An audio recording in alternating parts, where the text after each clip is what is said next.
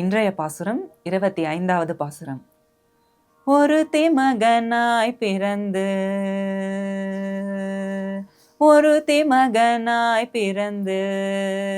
ஓரிரவில் ஒருத்தி மகனாய் ஒளித்து வளர ஒருத்தி மகனாய் பிறந்து ஓரிரவில் ஒருத்தி மகனாய் ஒளித்து வளர தருக்கிலானாகித்தான் தீங்கு நினைத்த தருக்கிலானாகித்தான் தீங்கு நினைத்த கருத்தை பிழைப்பித்து கஞ்சன் வயிற்றில் கருத்தை பிழைப்பித்து கஞ்சன் வயிற்றில் நெருப்பென நின்ற நெடுமாலே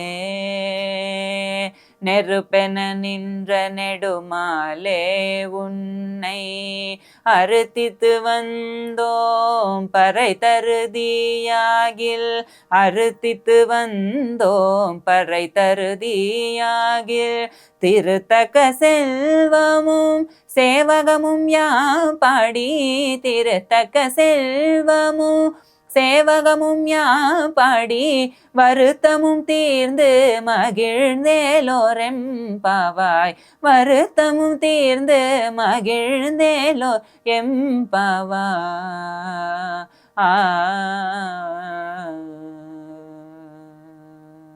மங்களம் பகவான் விஷ்ணு மங்களம் மதுசூதனா மங்களம் புண்டரீகாட்சா மங்களம் கருடத்வஜா.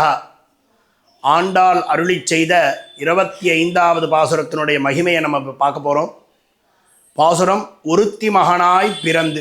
நமக்கு கதையில் தெரிஞ்ச மாதிரி ஒருத்தி மகனாய் பிறந்து, எந்த முன்ன பாசுரத்தில் சொன்ன மாதிரி பராக்கிரமத்துக்காக பகவான் அவதாரம் பண்ணலை, சிரமப்பட்டு தான் அவதாரம் பண்ணார். சிரமப்பட்டு தான் எல்லா விதமான காரியங்களும் நமக்கு காண்பித்து கொடுத்துருக்கார். ராமாவதாரத்துலேயும் சரி கிருஷ்ணாவதாரத்துலேயும் சரி.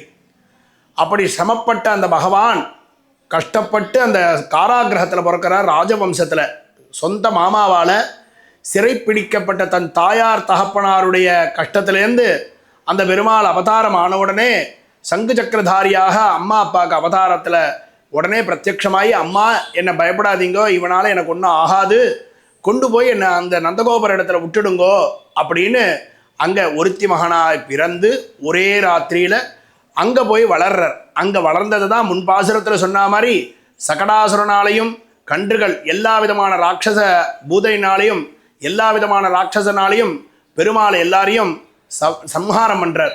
அதனால் இதெல்லாம் தெரிஞ்சு தான் கிருஷ்ணன் அங்கே பேசுகிறார். அம்மா என்னை கொண்டு போய் விட்டுடுங்கன்னு அங்கே இருக்கிற மாயையை ஆயுஷன் வந்து இங்கே விடுறார்.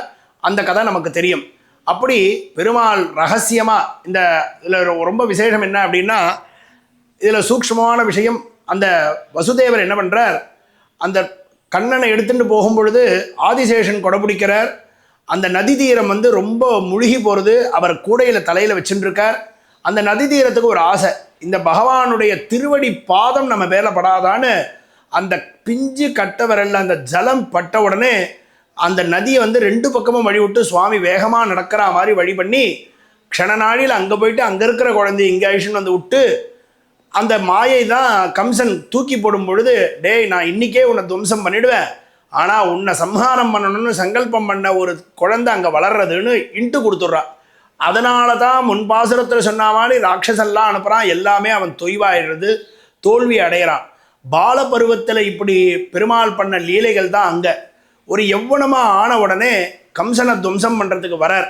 இப்படி தான் நரசிம்ம அவதாரமும் எப்படி வருன்றது தெரியாது. அதனால தான் க்ஷணநாளில் பெருமாள் தூணிலிருந்து வரார். அதுதான் குழந்தை காமிக்கிறான், எங்கே வருவான்னா தூணிலும் இருப்பார் துரும்பிலும் இருப்பார்னு. இதில் நாம் கேட்டுக்க வேண்டிய விஷயம், பெருமாள்கிட்ட பார்க்க வேண்டிய விஷயம் என்ன அப்படின்னா, பெருமாள் கூப்பிட்ட நாளில் எப்படி வருவார்ன்றது தெரியாது, எப்போ வருவார்ன்றது தெரியாது. ஆனால் நம்மளுடைய பக்தியினால் உடனே வந்து நமக்கு ரட்சணம் பண்ணுவார்ன்றது தான் இந்த பாசுரத்தினுடைய அர்த்தம். ஆண்டாள் திருவடிகளே சரணம்.